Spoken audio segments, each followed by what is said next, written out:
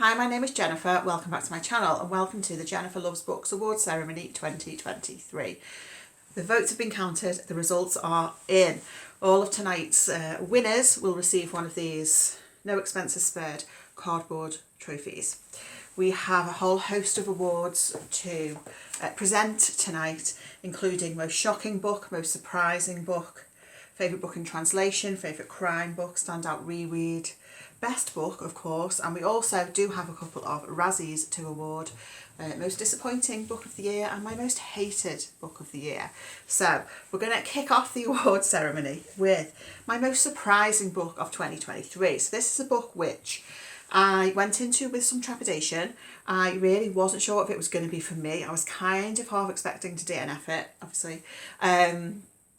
But I absolutely loved it, and it was The Shards by Bret, Easton, Ellis. So I had never read Bret Easton Ellis before. The reason I assumed this maybe wouldn't be for me is I thought it would be too disturbing for me. I know obviously Bret Easton Ellis as the author of American Psycho, which I haven't read, I've not watched the movie. I assume it's far too disturbing for me. So that was why I was nervous about The Shards, but I'd heard some good things about it. And I absolutely loved it. And what surprised me even more was that it was almost like someone had written my ideal book. Now, I'm not saying The Shards is my favourite book because it's not, but if I listed the kind of things I like in a book, it was like someone had taken them and written The Shards. So it's a sort of crime, thriller, auto-fiction-y type novel. Bret Easton Ellis is himself the main character in the book as a teenager, and it's about him and his group of friends. And the backdrop to the story is there is a serial killer called the Trawler who is terrorising the town. There's a new boy that comes to the school where Bret studies, and he's a bit of an outsider. He's maybe a little bit odd, and Bret sort of develops kind of a bit of a fascination with him. There is some disturbing stuff in the book. It was probably like at the level of gruesomeness, I would say, in what I would be able to read. I really like the sort of auto-fiction-y self-insertion of the narrator, and there was queerness in the book as well, and it was a mystery, there was twists and turns. It was just the kind of thing that I love. Our next award is going to go to most shocking book. Most shocking book. So not shocking as in bad, literally shocking. And this goes to a book that I read for Misery May, and it was the read-along book, and it was Jude the Obscure by Thomas Hardy. This was my first time reading Thomas Hardy. And I mean, I loved Jude the Obscure. Honestly, I really, really loved it, but it was shocking. And I knew it was going to be pretty depressing and miserable, and I knew there was something in it that was going to be a lot and that was going to be shocking because I've heard of the book before. But I did not expect it to be what it was. I'm not going to give any spoilers here, obviously, but I just remember getting to a certain point of the book, and if you've read the book, you'll know what I'm talking about. Getting to a certain point in the book and being so shocked and just sitting there for, honestly, 5 minutes, just being like, oh my God, oh my God, oh my God. And I felt like I'd been punched in the stomach, and I could not remember having that much of a physical reaction to a book before. Very, very shocking, but like a brilliant book. Like, I absolutely loved it, but definitely my most shocking read of the year. Number 3, so our third award goes to my favourite book in translation that I read in 2023. And this award goes to Lie With Me by Philippe Besson, translated from the French by Molly Ringwald. So this, interestingly, similar to The Shards, it's kind of auto-fiction-y, potentially more auto-fiction-y than The Shards, one would hope. But anyway, so Lie With Me is about an older man called Philippe who one day bumps into someone who looks like someone that he used to know, and then we get him reflecting on when he was younger he met this boy and they embarked on a secret relationship, and I thought it was a really, really just a wonderful story, really well written. I thought I remember thinking when I read it that the translation was really good, although obviously it's kind of difficult to say that because I haven't read it in the original French, so how do I know the translation is good? But it just, it didn't seem like in translation. Sometimes you can tell a book's been translated. It just seemed like a really, really excellent translation, and it was a really wonderful, wonderful story. Okay, our next award goes to my favourite non-fiction of the year. And I have read some good non-fiction in 2023, actually. I don't read a lot of it, but what I have read, I've really enjoyed. But my best non-fiction of 2023 goes to None of the Above by Travis Alabanza. So this is a book where Travis has talks about their gender identity as being non-binary, genderqueer, black, mixed race, and the book is framed around 7 like sentences or phrases that people have said to Travis over the course of their life. Some of them in a positive way, some of them in a negative way, and Travis uses those 7 phrases and sort of explores them further, looks at what they mean, extrapolates them out to a wider societal context. I thought it was a really, really sort of fascinating insight and reflection on sort of life outside of the gender binary. I thought it was really, really excellent.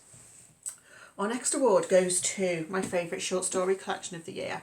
And again, I have read some good short story collections, but I think my favourite is one that I read right at the start of 2023, and it's Salt Slope by Julia Armfield. So Julia Armfield is the author of Our Wives Under the Sea, which I loved when I read that a couple of years ago. Salt Slope was her short story collection that she published before that novel. And you can see sort of like glimpses of things that sort of link into Our Wives Under the Sea in sort of similar ways and similar themes. So this is horror, kind of more sort of low level, unsettling, gothic, queer. It's just brilliant. My favourite story I think was one called The Great Awake, which was where people have this like illness where they can't sleep, but then they start to get followed around by these creatures, which is called your sleep. So your like insomnia sort of becomes a creature and follows you around. Anyway, I just loved it. The whole collection I thought was really, really wonderful. Our next award goes to Best Cover. Now I'll be honest, I just made this category up because I really wanted to give an award to this book, and I couldn't quite think what category to put it into, but it is one of, I've only had 4 5-star reads in 2023, and this was one of them. So the award for Best Cover goes to Big Swiss by Jen Beagin, specifically the US cover. So we'll put a picture of the US cover up here. I don't mind the UK cover with the dogs on, we'll put that up as well for comparison, but I do particularly like the US cover. But Big Swiss by Jen Beagin is another queer story, and it's really quite funny. I did think about giving this like the funniest book of the year award, but I feel like that might be setting it up to fail, because I think funny is like it's a difficult thing to get right, isn't it? Lots of people like think different things are funny, but this was just a wonderful, wonderful book. So it's about a woman called Greta who works as a transcriber. Is that the word? Transcribing therapists' tapes. So where the therapist meets the patient and it gets recorded, and then Greta then she works from home and she just like transcribes these interviews. And one of the patients who was getting interviewed by this therapist as part of their treatment is a Swiss woman who's married to a man, and Greta sort of nicknames her in her mind Big Swiss. And she sort of develops an infatuation with this woman, even though she's never met her. One day, they happen to meet in a park, and Greta immediately knows that it is Big Swiss, but of course Big Swiss has no idea who Greta is. So they sort of develop a relationship, and I thought it was really funny, and it was just a great Great story, highly recommend.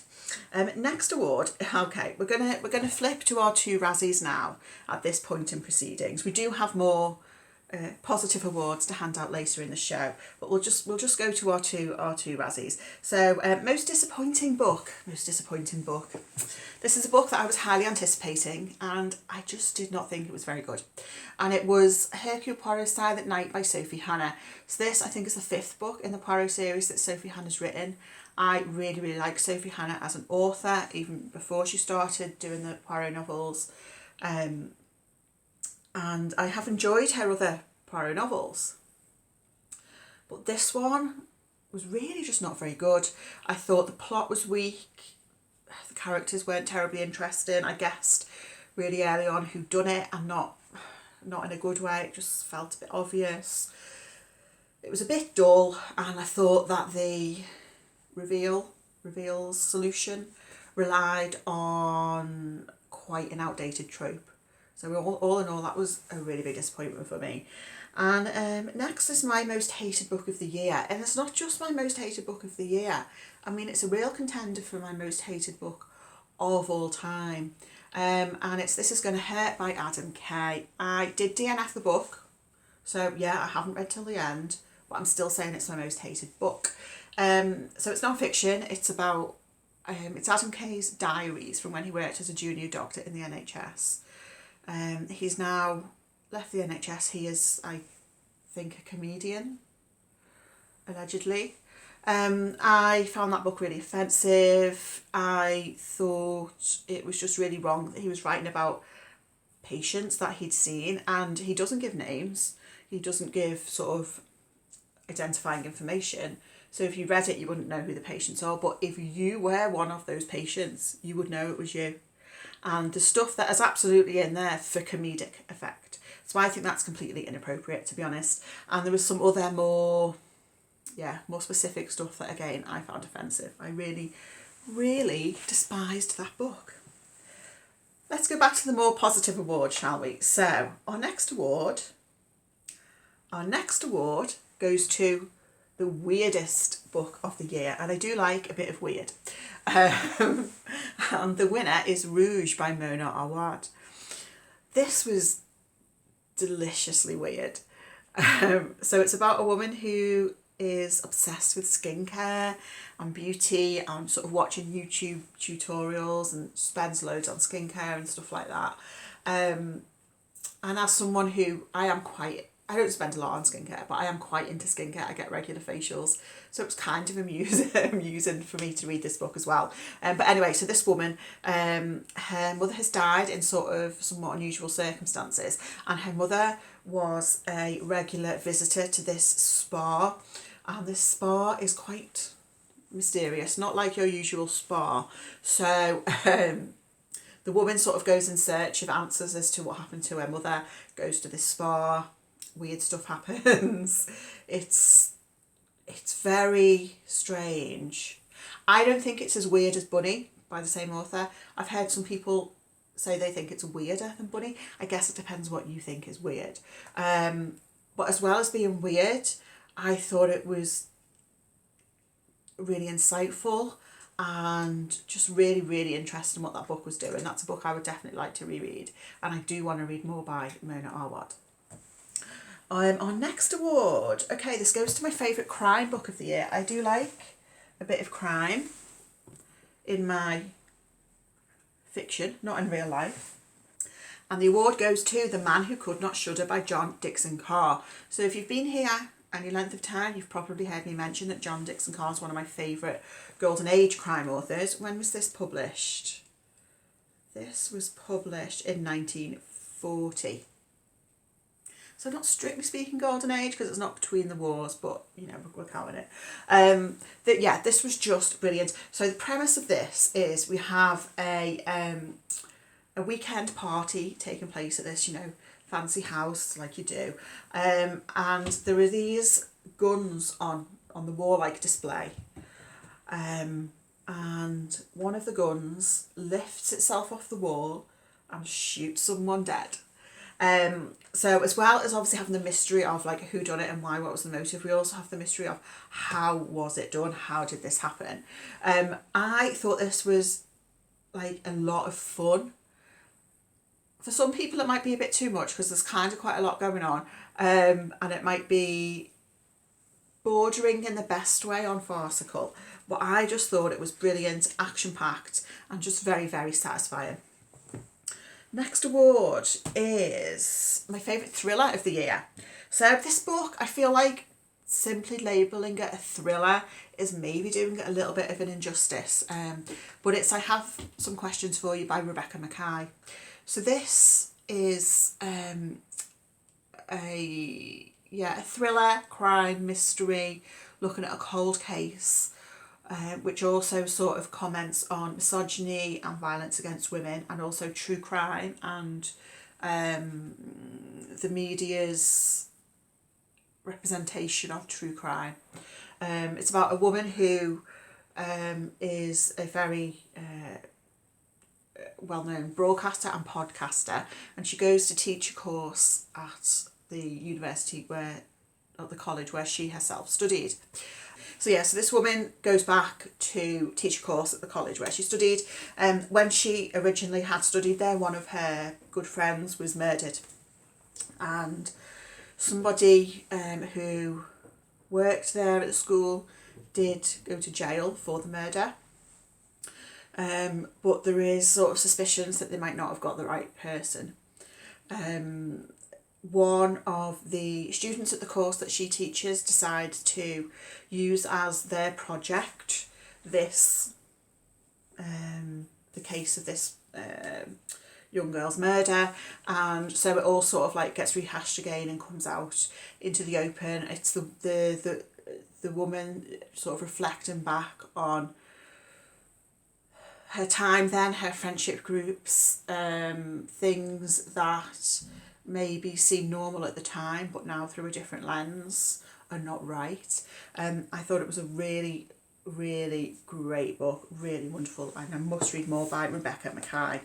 Our next award goes to my standout reread of the year. I do love rereading, and I've reread a lot of great books in 2023. I finished my project of rereading all of Sarah Waters' novels.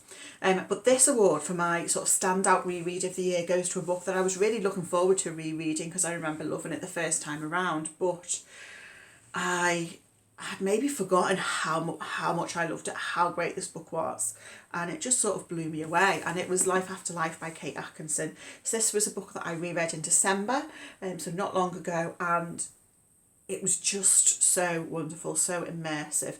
It's set, the book opens in 1910, and we have the birth of a little girl called Ursula, and it's about Ursula's life, but it's really about, the book takes different branches, so it's how, in some cases, really small turns of events would mean that Ursula's life will go in a different direction or another. So we get various iterations of Ursula's life within the book. We get various deaths by her, and then we see, okay, if that didn't happen, if that didn't lead to her death, what could then have happened? A lot of it is set against the backdrop of World War II, so we get one of the branches of Ursula's story where she is working as a warden, and sort of trying to save people who have been bombed in London, and then another branch, she's actually living in Germany at the time of the war, and her life is very, very different. But what's interesting is how Ursula's character remains the same, and it's interesting to sort of see that throughout the novel as a whole. I just absolutely love this book. I thought it was wonderful, so good. Next award goes to, I should have written these in order, but our next award goes to my new favourite author. Now, I'm not saying this author is my favourite author, but they are now one of my favourite authors. And I say that because I think, as far as I know, this author has published 3 novels. I think he's published some other stuff as well, but he's published 3 novels. And I've now read all 3 and given all 3 5 stars, which So, you know, 100% hit rate, that's kind of unprecedented, actually. And that author is Iain Reid. And the book that I read of his this year is Foe. The ones I've previously read are We Spread and I'm Thinking of Ending Things. And what I think Iain Reid does really, really well is that sort of like slow build horror, that sort of unsettling vibe, the sense that something's off, even though you're not quite sure what it is or what even's given you that sense. So in Foe, we have a married couple who live on a farm, and one day this man knocks at the door and says that the man has been chosen to take part in some sort of mission that's going to take him far away from his wife. And I don't really want to say any more than that, because I don't want to give anything away, but I just thoroughly enjoyed it. I really liked the way it unfolded, the mysterious elements, and it was very, very satisfying. But they have made a film of this. The film is meant to be terrible, but I really, really want to watch it. Just that sort of, that like low level dread of like knowing something's off and something's coming, but not quite sure what that might be. Just excellent. Excellent. And then I think we're on to our final award, and the final award goes to Best Book of the Year. So I'll just run through my 4 5-star reads. I mean, some of my rereads were 5 stars, obviously, but my 4 5-star reads were Foe by Iain Reid, Big Swiss by Jen Beagin, I Have Some Questions For You by Rebecca Makkai, and this book, which is my very favourite of 2023, and it's Mrs. S by Kay Patrick. I love this book so much. So much so that I'm planning on rereading it in 2024, which I rarely reread a book so soon after reading it for the first time. I love this so much. So Jen the librarian did a Books of the Year video recently, which I'll link down below, and she used some wild categories, but one of her categories was, what was it? Best Lesbian Marmite Book. And Mrs. S won that award. And I think Best Lesbian Marmite Book really says it all. That's like all you need to know. So this is such a great book. It's about a woman who starts working as a boarding school as a, I want to say, is she a matron or is she a, a matron. A girls' boarding school as a matron, and she develops a fascination with Mrs. S, who is the headmaster's wife. And we see sort of how that fascination develops throughout the book. Why I think this is a Marmite book is the style of writing. So it is, there's no speech marks. So there's no speech marks, and even within one paragraph, you'll have more than one person speaking. So at times it's not 100% clear. You have to pay attention sometimes to see who's saying what, but that's intentional, and I think it's that blending of characters, and it creates a real sort of dizziness to the reading experience, which I think mirrors our main character's experience in her infatuation for Mrs. S. But for me the writing style totally worked in building the atmosphere and in creating that feeling. I get why it's not going to be for everybody, obviously, but I absolutely loved it, and I thought the sort of depiction of queer desire was so well done in this. I just adored it. I absolutely adored it. And sometimes, I don't know, sometimes a book comes along and it just hits the right spot, and you're not even quite sure why, but I just love everything about this book. And I just want to say thank you again to Amelia from Amelia Barlow Books, who sent me this copy, because she bought it for herself and DNF'd it, which is fair enough. She kindly knew I loved the book and sent me this, and I'm so happy to have this on my shelves. So, yes, Mrs. S is my favourite book of 2023. Let me know what your best book of 2023 was. Let me know if you've read any of these books and what you thought of any of them. I am planning on doing another video very soon on all of my LGBTQ books that I read in 2023, or at least, you know, all the ones I would recommend to you, which is most of the ones that I read. So do look out for that. Thank you so much for watching, and I'll speak to you again very soon. Bye.